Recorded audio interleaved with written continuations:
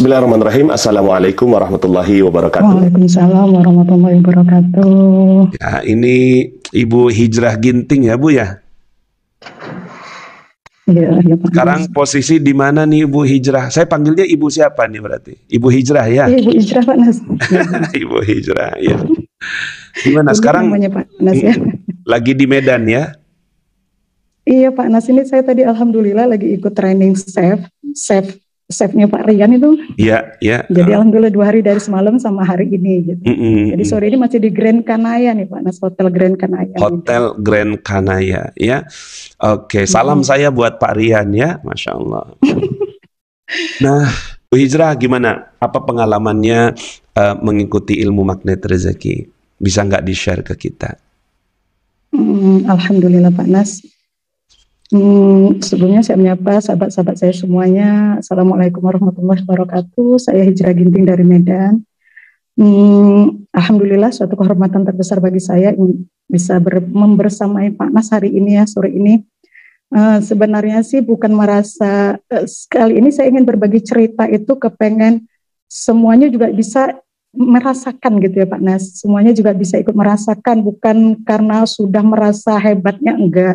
Insya Allah kita cuma tahadas bin nikmah ya Pak Nas ya. Betul. Hanya sekedar tahadas bin nikmah. Kita menceritakan nikmat-nikmat Allah. Ya kali aja mudah-mudahan teman-teman yang lain, sahabat-sahabat yang lain juga bisa merasakan itu juga, menikmati itu juga. Nah, saya berawal dari saya alhamdulillah saya itu terlahir dari orang tua yang hebat saya rasa. Orang tua hebat saya bilang karena orang tua saya itu nggak sarjana Pak Nas. Orang tua saya itu nggak sarjana, bukan sarjana yang hanya sekolah SR kalau dibilang, sekolah rakyat. Tapi mereka tuh tulus gitu Pak Nas. Saya tulus menyekolahkan anak itu semangat. Jadi beliau tidak sarjana, tapi alhamdulillah anaknya lima-limanya itu sarjana gitu ya, alhamdulillah. Alhamdulillah. Nah, dan kemudian kami juga saya juga terlahir dari orang yang kalau dibilang tuh bukan orang yang lahir terlanjur kaya, kalau saya bilang Panas, bukan dari keluarga yang lahir terlanjur kaya tuh ibaratnya emang udah semuanya punya gitu ya, istilahnya udah punya ada warisan segala macam, ini enggak, benar-benar dari nol gitu ya. Nah jadi saya dulu ngelihat orang tua saya gitu ya, karena ketidakmampuannya itu gitu ya, ketidakmampuannya itu membuat saya jadi tulus gitu ikut mendoakan orang tua tadi. Nah kebetulan orang tua saya itu punya kakak ya, punya kakak yang sudah waktu itu berangkat haji, yang sudah berkali-kali, bahkan waktu kapal laut sudah berangkat pun dia sudah berangkat gitu ya. Nah tapi tahun berapa itu pas kapal laut masih tahun 70-an ya? Iya, tahun berapa ya Pak Nasi?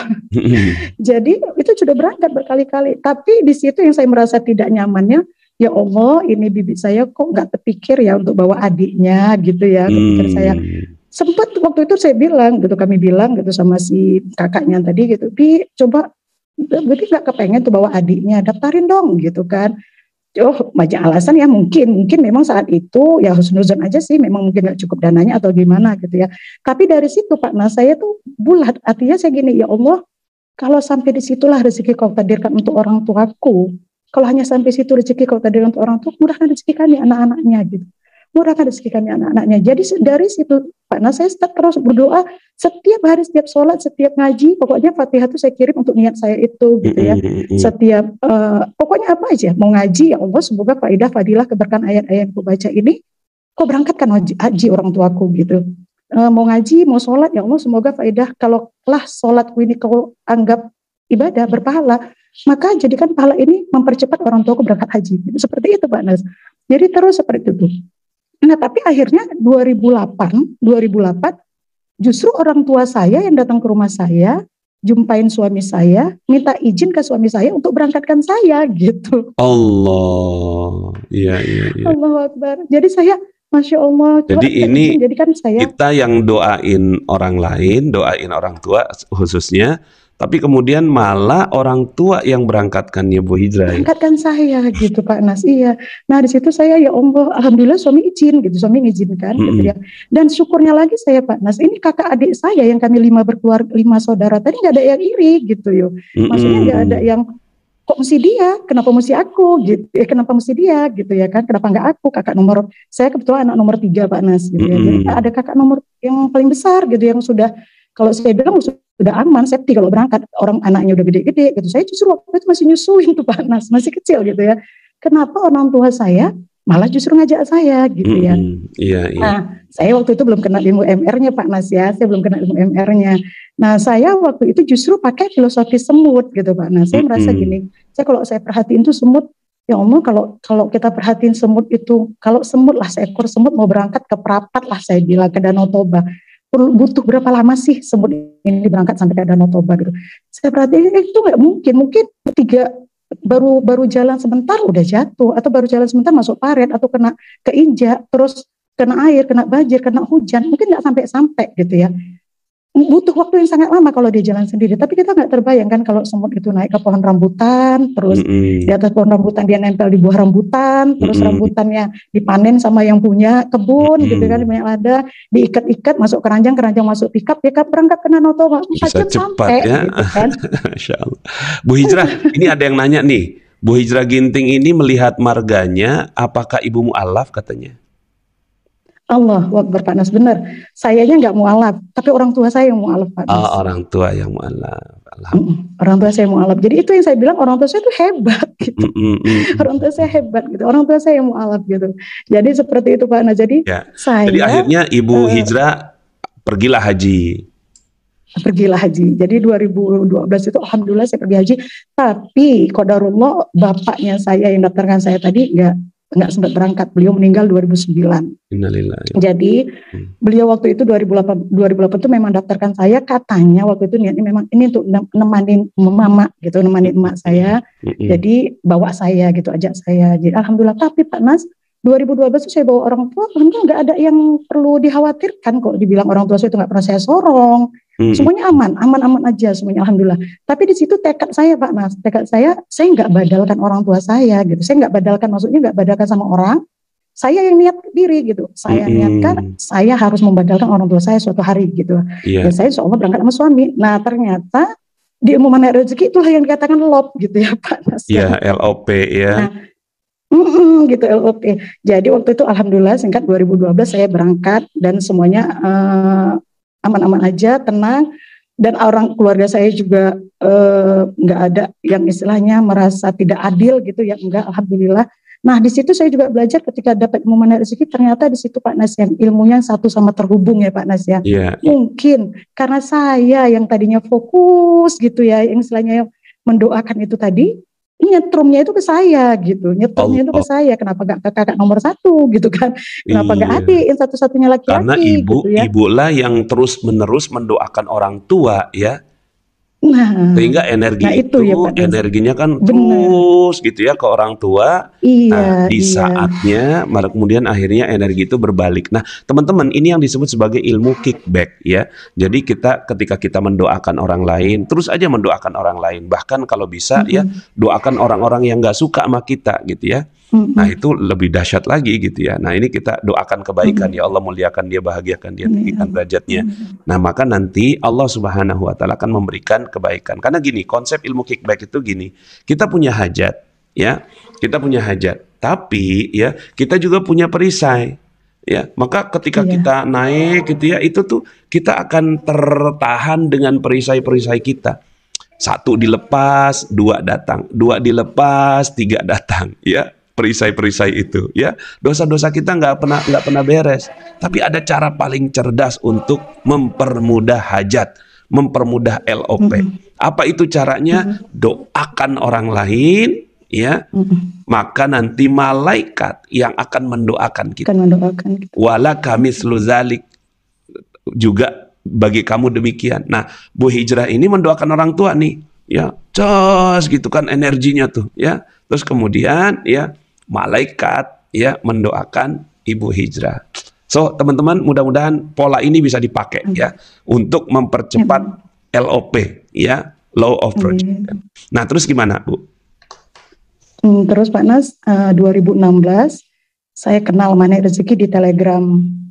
Waktu itu saya senang sih Pak Nas ngikutin Sobi gitu ya di HP gitu ya. Sobi sekolah online belajar istiqomah macam lah, sampai Sobi 1, 2, 3, 4. Saya senang ngikutin yang gituan gitu ya. Sekolah online? Karena saya nggak sempat untuk Sobi itu apa? Online.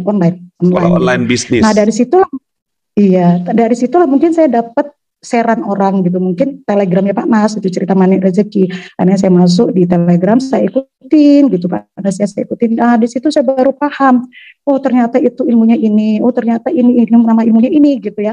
Nah dari situ saya fokus akhirnya dengan ilmu Manik Rezeki tadi gitu ya Pak Nas, ya, maksudnya saya lebih fokus gitu, tahu paham udah ilmunya gitu ya.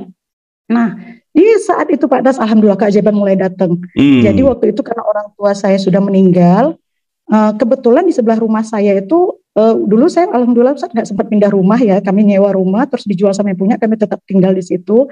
Nah kebetulan dijual lagi rumah sebelah gitu ya, rumah sewa gitu petak-petak ya, dijual rumah sebelah karena orang tua saya udah meninggal, kami kepengen nih memindahkan orang tua yang ke sebelah gitu ya. Jadi kami perjuangan nih anak-anaknya ini berusaha berjuang untuk memindahkan si orang tua di sebelah biar dekat sama kami gitu ya. Jadi alhamdulillah kami bangunkan rumah orang tua itu mungkin rame-rame Pak Nas sih, adik kakak sih kami semuanya membangunkan rumah orang tua. Dan qadarullah Pak Nas, 1 tahun kemudian, jadi lebaran tahun ini di rumah orang tua, lebaran tahun depan itu di rumah saya Pak Nas, saya bangun rumah juga sendiri gitu.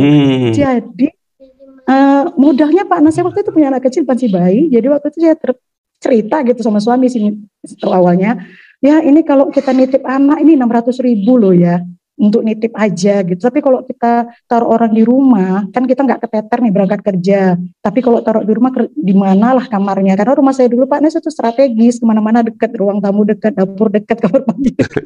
Ruangannya itu aja. Dekat kemana-mana ya. Strategis saya bilang. Iya. Jadi saya bilang sama suami gitu, dari mana uangnya nih mau bangun gitu kan?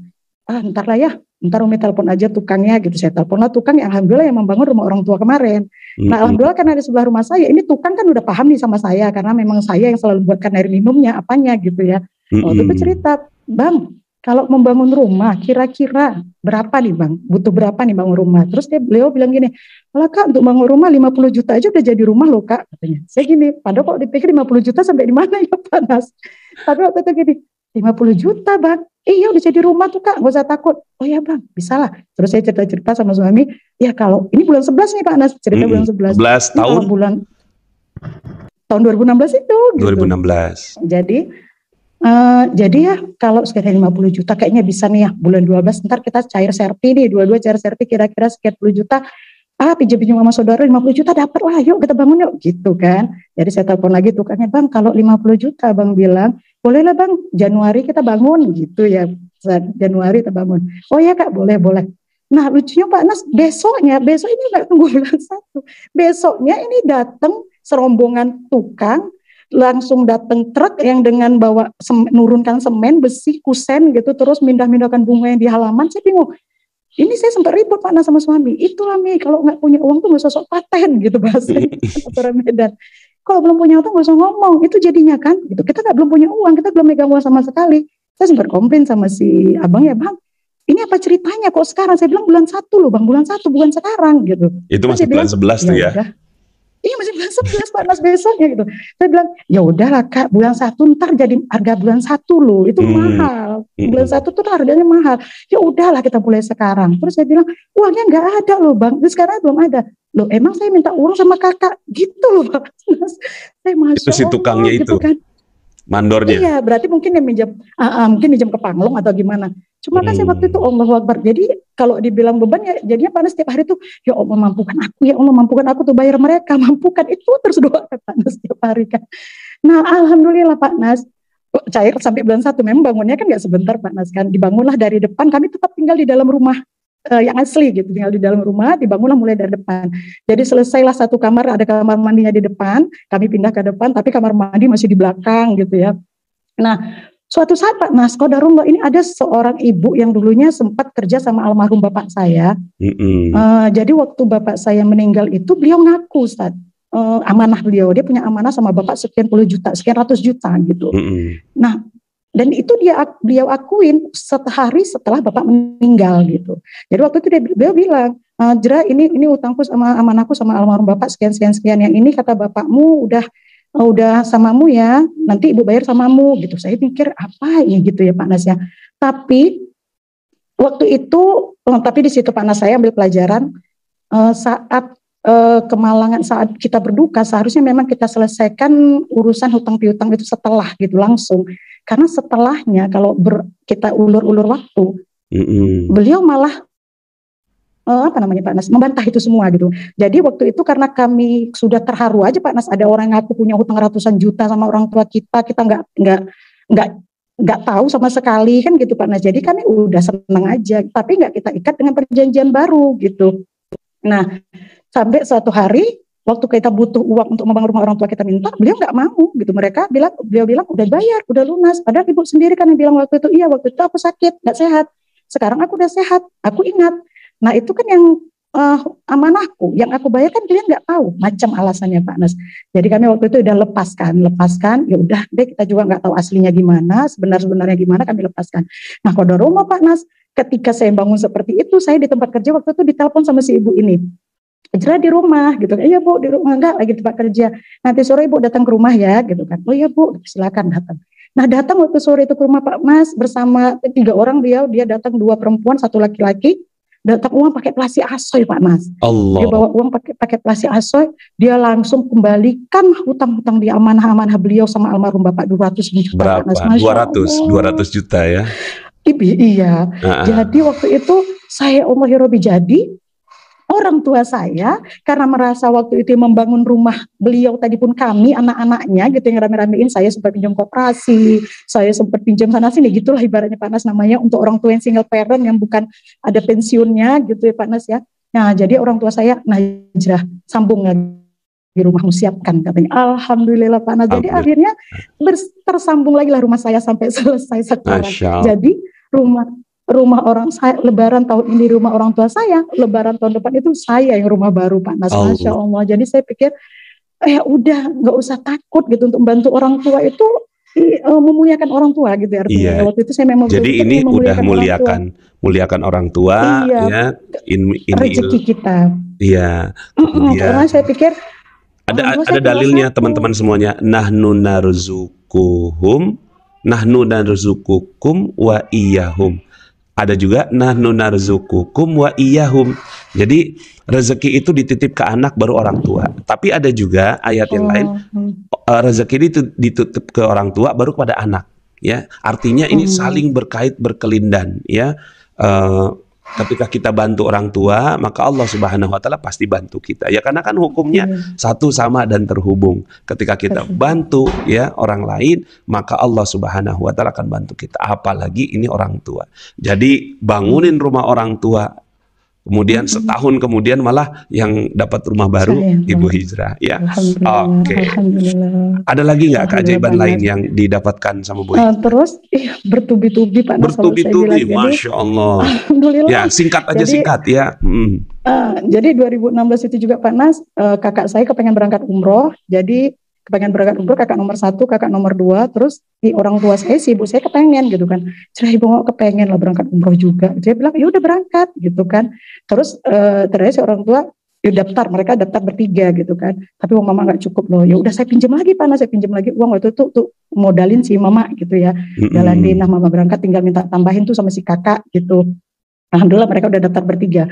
Nah kalau ada rumah lagi Pak Nas, orang tua saya tuh kan mualaf.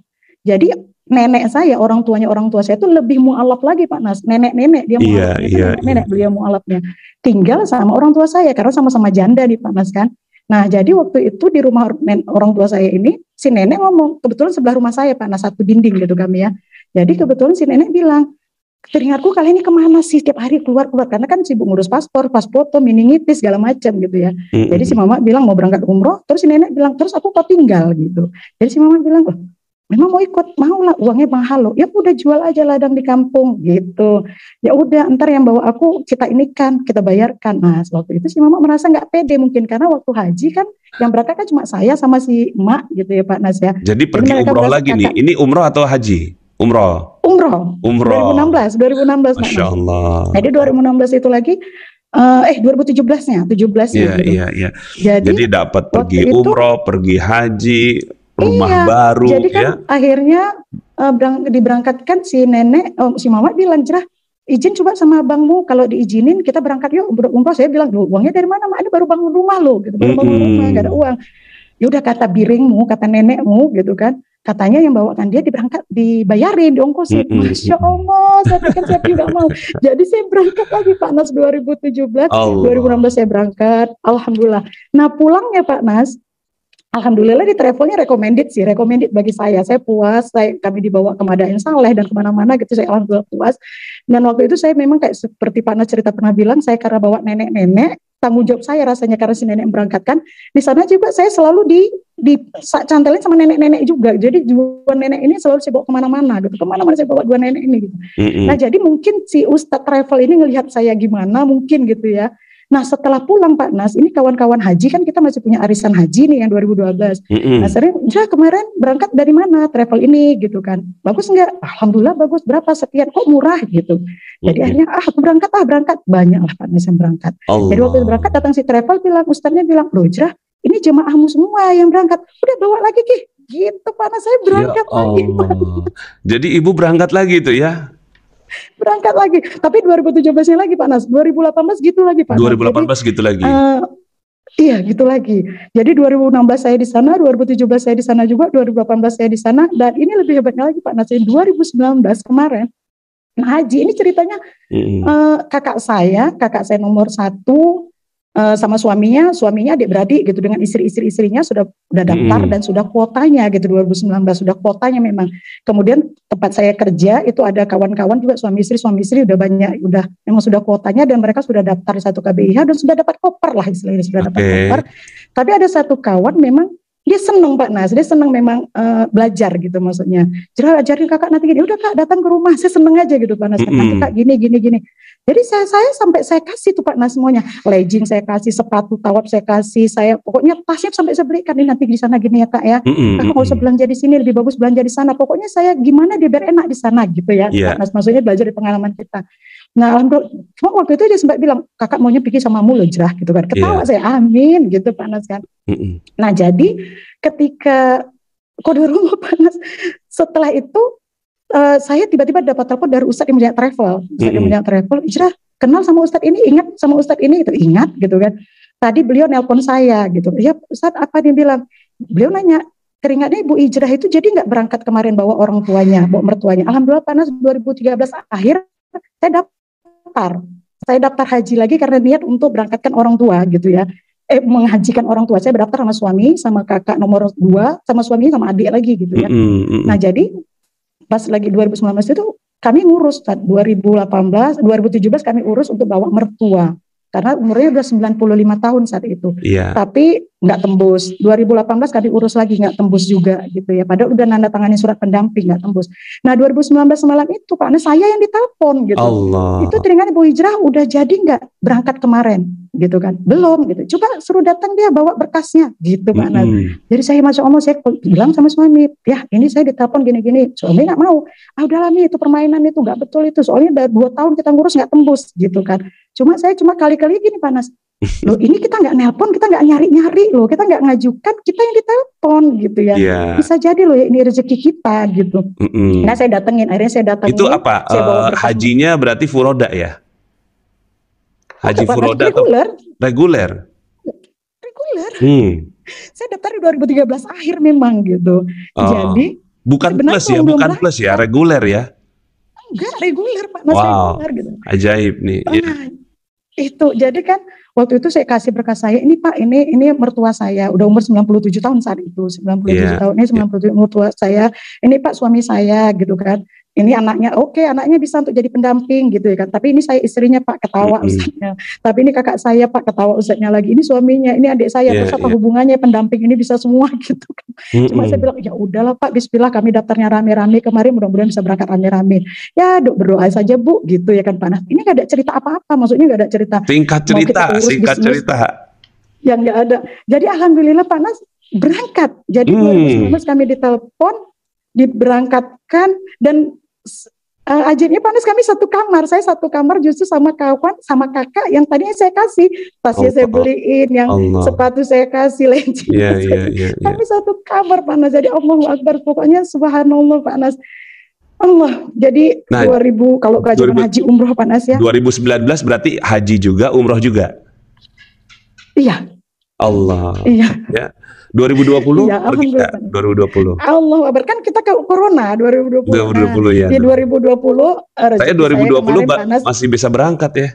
Terakhir kita Amin. berangkat Iya. Februari kemarin.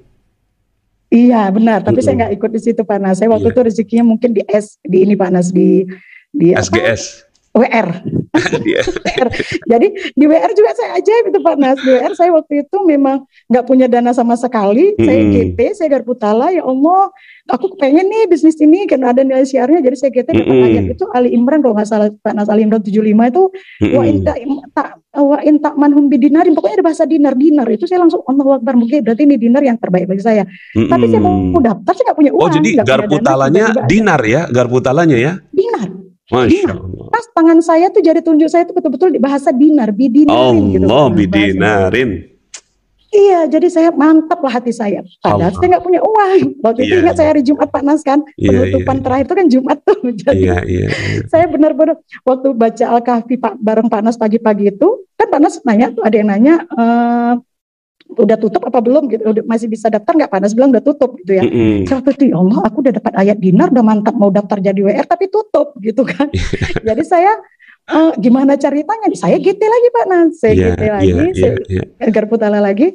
Ya Allah, aku nggak tahu nih rahasia apa di balik rencanamu gitu. Saya udah mantap untuk daftar dinar, tapi ternyata kok tutup. Sekarang aku singkat cerita, gitu. Singkat cerita. Allah, jadi akhirnya saya dapat uang ajaib Pak Nas di rekening untuk daftar. Untuk daftar yang 5 juta. Dan itu juga dikembalikan 4 juta karena saya ikut TOMR gitu ya Pak Nas ya. Jadi alhamdulillah. Nah kemudian Pak Nas waktu mengumumkan SGS itu saya kepengen lagi, Allah itu jujur Pak Nas, waktu Pak Nas ngomongin saya malam itu nangis tuh. GT lagi, Allah aku kepengen ngilmu bareng nih sama Pak Nas gitu ya. Pengen saya GT lagi, saya dapat ayat Inna Rabbaka lahuwal azizur rahim itu Pak Nas. Sungguh Tuhanmu Maha Perkasa lagi Maha Penyayang. Jadi saya yakin. Jadi apapun insya Allah atas izin Allah dimudahkan. Jadi berapa kali haji, berapa kali umroh? Ini tahadus bin nikmah aja ya.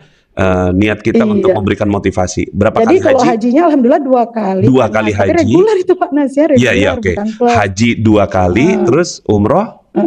Umroh kalau tahunnya 3 kali. 3 kali ya Rabbi, Masya Allah. Dalam 3 tahun berturut-turut. Tapi kalau misalnya kan bisa berkali-kali. Ya Rabbi. Ya alhamdulillah. Nah, so teman-teman semuanya mudah-mudahan bisa dapat pelajaran yang berharga dari Bu Hijrah Ginting. Yang namanya hijrah berarti doanya orang tua kayaknya ya. Supaya keluarga itu hijrah dari mu'allaf ya. Karena Ginting marganya banyak non-muslim ya. Oke. So teman-teman semuanya mudah-mudahan ini bisa mendapatkan hikmah yang terbaik ya, bahwa ilmu kickback ya, kemudian ditambah dengan pengabdian, pemuliaan gitu ya, triangle miracle yang dijalankan oleh Bu Hijrah Ginting itu Masya Allah ya, berbuah dengan sangat-sangat sempurna. Mudah-mudahan ini jadi pelajaran yang sangat penting. Kalau kita mau apa nih, mau buka toko, doain toko orang lain gitu. Kita mau jadi motivator, doain motivator lain. Kita mau ya bikin buku, doakan penulis buku lain gitu ya. Kita mau dapat rumah, doakan orang yang lagi bangun rumah gitu. Kita pengen punya mobil gitu, doakan orang-orang yang punya mobil gitu. Bahkan bayarin parkirnya gitu ya. Seperti itu. Kita pengen laris, maka lariskan orang lain gitu. Kita nggak laku, gimana caranya supaya cepat laku? Gampang ya, lakuin dagangan orang gitu ya, beli dagangan orang.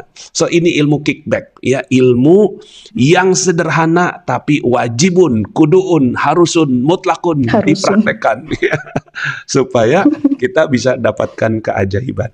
Oke, closing statement Bu Hijrah sebelum saya ke teman-teman yang sekarang ini ada di pesantren tunanetra, silahkan closing statement. Ya alhamdulillah Pak Nas.